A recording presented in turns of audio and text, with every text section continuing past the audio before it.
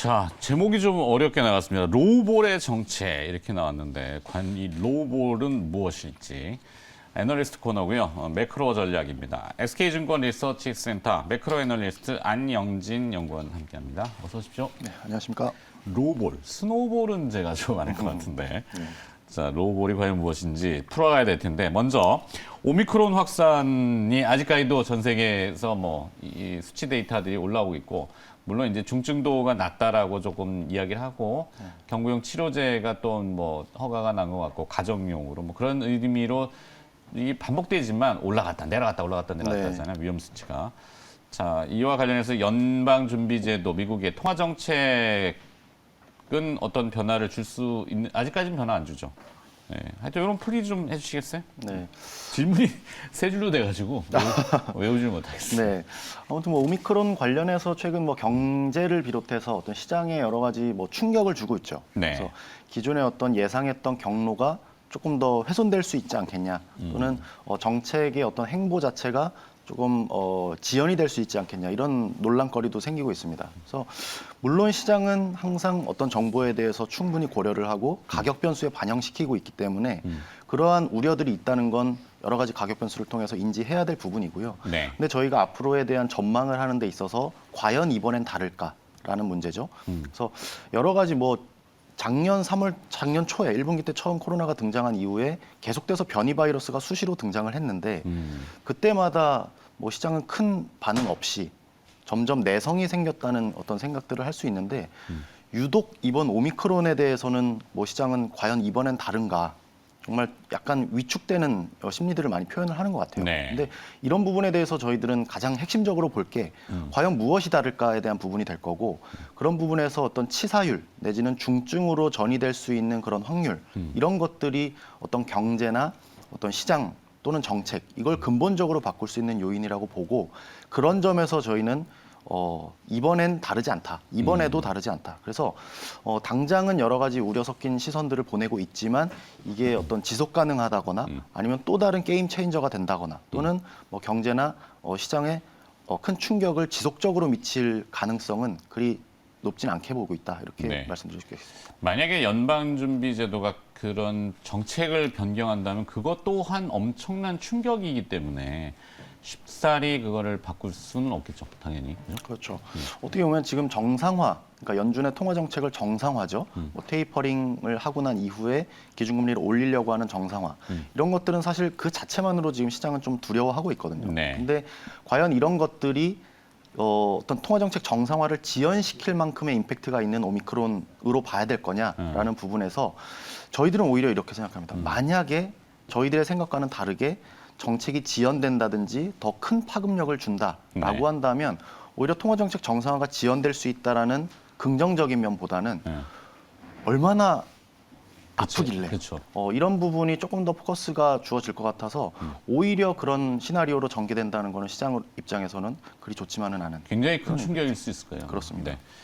자, 그래서 일단 이 오미크론이라고 하는 사회적인 이슈와 이제 자본의 금융시장하고는 좀 별개로 우리가 좀 분리를 하려고 하는데 네. 심리적인 부분이 중간에 브릿지가 돼 있어서 사람이 관여하다 보니까 그렇죠. 2022년도에 나타날 정책 행보들의 공통적인 키워드가 이 거버넌스의 강화라고 하셨는데 어떤 그런 레포트를 쓰신 것 같아요. 이건 어떤 내용입니까? 이게 사장님께서 서두에 말씀하신 로우볼 경제라는 이 약간 어려울 수 있는 네. 이런 용어라도 딱 맞닿아 있는데 네.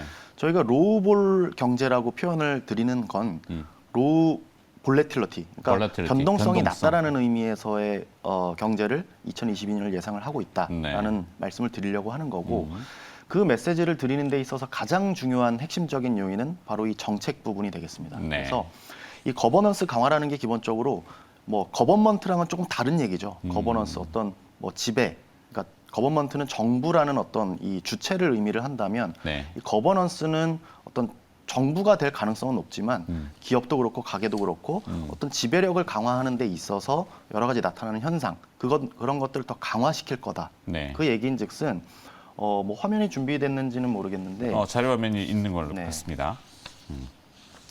여러 가지 정책 행보들이 일어날 겁니다. 요 장표 같은 경우에는 불과 4년 전이죠. 세상은 이미 많이 보호주의나 정책의 중요성을 강조를 하고 있는데 네. 그 전체 국제 정세를 이루고 있는 어떤 정권들의 성향을 보면 얼마 몇 년 전까지만 하더라도 보수 일색이었죠. 보수 일색에서 어떤 보호주의라든지 정부 정책을 강화시키려는 움직임들은 아무래도 좀 덜 할 수밖에 없었을 겁니다. 그런데 뭐 최근 들어서에 나타나는 변화를 한번 생각해 보면 미국에서도 바이든 정부가 들어섰고 그리고 독일에서도 십수년에 걸친 보수 정권이 이제 막을 내리고 진보 정권으로 교체가 됩니다. 네. 그리고 뭐 일본은 여전히 뭐 보수 정권이라고 하지만 중국에서도 역시나 어떤 시진핑 3연임을 앞두고 어떤 공동부유라든지 이런 거버넌스를 강화하려고 하는 움직임들이 있죠. 그래서 이런 변화의 움직임 속에서 정책 행보들은 통화 정책을 정상화함으로써 어떤 시장에 나타날 수 있는 과열을 통제할 거다. 그리고 하방 리스크는 재정 정책을 통해서 안정적인 경제 흐름을 이어갈 거다. 그리고 독과점이라든지 이런 어떤 리스크 요인에 대해서 최근에 계속해서 규제 정책이 들어가고 있죠. 그래서 네.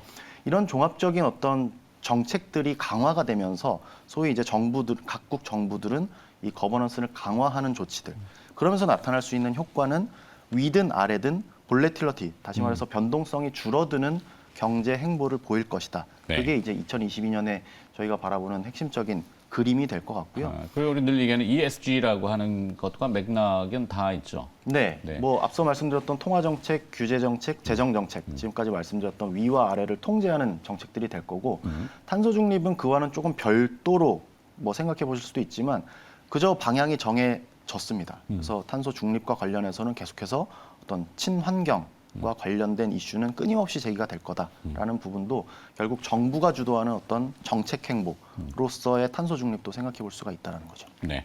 이런 정책 기조의 변화가 경제에는 과연 어떤 영향을 미칠 것인가. 물론 이제 관련된 산업과 관련된 기업들 뭐 탑다운으로 이렇게 쭉 내려가 보면은 이제 그림들은 조금 어느 정도 구도는 잡힌 것 같은데 네. 조금 더 구체화 시켜 본다면요.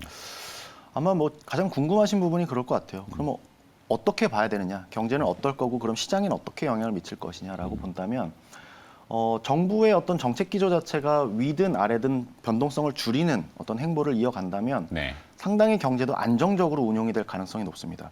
그런 안정적인 경우라면 위든 아래든 어떤 변동성이 줄어든다는 얘기는 어떤 시장 입장에서 보면은 상당히 좀 재미없는 시장이 될 수도 있다. 오히려 이걸 달리 말하면 아주 난이도가 높은 시장이 될 가능성이 높다라는 생각을 합니다. 그래서 저희들은 이러한 어떤 정책 운용 그리고 경제 운용 방향 속에서 내년 시장 전망을 해보면 지수에 대해서는 상당히 좀 박스권에 묶인 흐름이 이어질 것 같고요. 다시 말해서 어떤 뭐 작년처럼 어떤 뭐 시장, 뭐 지수를 사거나 종목들을 살 경우에 바이앤홀드 전략이 상당히 좀 취약할 수 있다. 오히려 계속해서 로테이션을 해가면서 빠르게 변화하는 양상 속에서 대응하는 전략이 필요하다라는 생각을 하고 있고요. 네. 그렇기 때문에 더더욱 우리 뭐 시청자분들께서는 빠르게 대응하기가 사실상 쉽지가 않습니다. 그렇죠. 저희 뭐 기관 투자자들도 마찬가지긴 한데 네. 결국은 상당히 난이도가 어려운 시장에 봉착할 가능성이 있고 더 결정적으로는 저희가 뭐 통화정책 정상화 말씀도 드렸습니다만 유동성을 줄여가고 있다. 그리고 기준금리를 올린다는 이런 이벤트 자체는 역유동성 환경을 의미를 하고 그 환경이야말로 어떤 주식시장을 비롯한 위험자산 시장에서는 상당히 좀 불편할 수 있는 환경에 진입할 수 있다. 이런 생각을 하고 있습니다. 네. 그래서 보통 이제 증시 4개 역유동성 장세를 실적장이라고도 포장은 하잖아요. 실적이 잘 나오고 수익성이 올라오는 기업에 대해서는 명확하게 그 주가의 분할이라든지 그렇죠. 양분적인 네, 그렇습니다. 뭐 이런 얘기들을 하는데 한국 경제가 과연 2022년도 전망은 어떻게 뷰가 제시가 되는지 우리나라의 경제. 네, 뭐 이제 뭐 순서상은 경제 얘기 먼저 말씀드리고 이제 뭐 시장 얘기 조금 더 구체적으로 드릴 것 같은데 네. 경제 얘기를 드리면 뭐 말씀드렸던 것처럼 좀 안정적인 흐름을 예상을 하고 있습니다. 뭐 엊그제죠. 엊그제도 정부에서도 2022년 경제정책 방향을 언급을 하면서 어떤 내년도 조금 더 안정적인 경제 흐름을 예상을 하고 있습니다. 뭐 네. 성장률도 뭐 내년에 거의 뭐 3% 가까이로 이렇게 전망을 하고 있는데 올해 거의 4% 그리고 내년에 3% 이런 숫자 자체보다는 어떤 경로를 그릴지를 보시는 게 우리 투자자분들한테는 더 중요한 의미가 될 것 같아요. 그래서 그렇죠. 안정적인 흐름을 이어간다라는 것보다는 그로스가 낮아질 수 있다. 근데 주식시장에서는 아무래도 방향성보다는 그로스에 더 치중을 할 수밖에 없거든요. 그래서 네. 안정적인 경제 흐름은 기본적으로 시장에서의 어떤 하방 리스크를 제어할 수 있는 환경은 되지만 업사이드도 그만큼 제한될 수 있다라는 생각을 하셔야 되는 거고요. 경제 속에서는 어떤 안정적인 경제 흐름을 구성을 하는 뭐 소비라든지 그리고 저희 뭐 대선 이벤트도 있고 기본적인 공통적인 공약 자체가 부동산 공급, 주택 공급이기 때문에 네. 어떤 이런 건설 투자 부분에 있어서는 상당히 경제 측면에서도 유망할 수 있다라는 생각을 하고 있고요. 네. 반면에 지금까지 어떻게 보면 작년 하반기부터 올해 상반기까지 좋았던 설비 투자라든지 또는 수출 이런 부분은 점점 더 기여도가 줄어들 수 있다라는 생각을 하고 있습니다. 아, 균형을 좀 맞춰야 되는 네, 입장인가요? 그렇죠. 그래서 부족했던 부분은 다소 올라올 수 있는 부분, 그리고 많이 좀 과도하게 올라왔다라는 부분들은 조금 둔화되는 이러한 밸런스를 맞추는 내년 경제를 예상을 해볼 수 있겠고요. 네. 이러한 상황은 소비나 건설은 아무래도 이제 레버리지, 그러니까 레버리지가 큰 어떤 분야가 아닙니다. 네. 오히려 이 뒷부분에 있는 설비 투자나 수출이야말로 우리나라가 국제 시장을 겨냥을 하면서 레버리지를 크게 일으킬 수 있는 부분일 건데 작년부터 올해 상반기에 그랬던 것처럼 우리나라가 가장 좋았던 그런 시절은 바로 이 경제에서 설비 투자와 수출이 이끌어왔기 때문에 그렇죠. 나타날 수 있었고요. 반면에 이제 뭐 올해 하반기 또는 내년까지 전망을 하는 데 있어서 소비나 건설 투자라는 건 그만큼 좀 안정적인 데 좀 더 포커스를 맞추는 경제 흐름일 거다라는 생각을 하고 있습니다. 좋습니다. 자, 그러면 이제 결론을 지어야 되는데 마찬가지로 2022년도 불과 며칠 남지는 않았는데 네. 주식시장 전망 그리고 눈여겨볼 만한 섹터는 무엇이 네. 있는지 골라야 됩니다. 그렇습니다. 가장 뭐 시작은 뭐 안정적인 경제 흐름 그리고 아까 말씀드렸던 역유동성 환경이라는 거죠. 그래서 말씀하신 대로 실적 장세이다 보니까 아무래도 유동성 장세에서는 그냥 오릅니다. 네. 그냥 사면 오르는 환경일 수 있는데 오히려 실적 장세에서는 그 실적을 선별하는 작업들이 반드시 필요할 것 같고요. 저희도 그래서 이익 성장의 희소성이라고 표현을 해드리는데 가장 투자 전략의 기준으로 삼아야 되는 건 부족할 수 있는 이익 성장 속에서 희소하게 성장이 되는 업종들을 골라내는 작업이 필요할 것 같고요. 네. 그런 측면에서 저희가 가장 선호하는 업종은 최근 들어서 올라오고 있는 반도체라든지 그것보다 더한 IT 하드웨어 쪽을 가장 좀 주목하고 있다라는 말씀을 드릴 수 있을 것 같아요. 그래서 센터장님의 색깔인가요? 뭐 저희 하우스 의견이죠. 저희 뭐 네, 워낙에 하우스. 그렇죠. 이제 반도체 업종도 내년 하반기 때 업종 턴어라운드를 보고 있는데 가격 변수 그리고 최근 들어서 계속 어떤 이익 전망에 대해서 하향 조정되고 있던 게 지금 좀 마무리 단계에 있습니다. 네. 그러면서 어떤 시장 접근성이 많이 높아지고 있고요. 더불어서 외국인 투자자들도 이런 IT, 반도체 이런 부분에 좀 집중을 하고 있는 게 아닌가라는 생각을 하고 있고요. 더불어서 내년에도 메타버스라든지 어떤 이런 가상의 네. 환경에 대한 어떤 성장성은 계속 될 거라고 봅니다. 근데 지금까지는 어떤 저희가 지난 뭐 9월, 10월, 11월에 걸쳐서 어떤 기대감에 의해서 메타버스 NFT가 모든 종목에 있어서의 어떤 시세를 분출시켰다면 네. 이제는 좀 선별되는 작업이 필요하겠고 거기에 핵심적으로 부품으로 공급될 수 있는 IT 하드웨어 쪽이 가장 좀 유망할 수 있겠다라는 생각을 하고 있는 거죠. 좋습니다. 자, 이제 묵직한 그런 분석이었기 때문에 꼭 참고를 해보시기 바라겠고요. 뭐 매번 데일리로 이렇게 이야기하는 내용들은 아니니까. SK증권 리서치센터 매크로 애널리스트 안영진 연구원이 오늘 도움 말씀을 주셨네요. 고맙습니다. 네, 고맙습니다.